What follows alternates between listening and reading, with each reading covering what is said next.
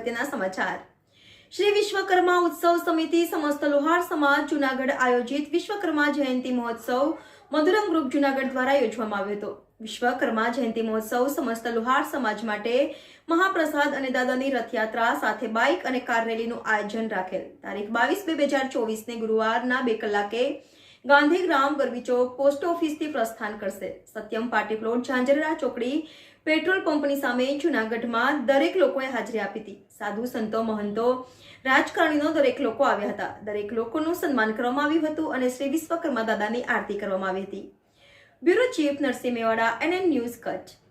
દર્શક મિત્રો, તમારી આસપાસ બની રહેલી અવનવી ઘટનાઓ વિશે જાણવા માટે NN ન્યૂઝને લાઇક કરો, શેર કરો, સબસ્ક્રાઇબ કરો અને બેલ આઇકન પ્રેસ કરો, જેથી આપને નોટિફિકેશન્સ મળતી રહે।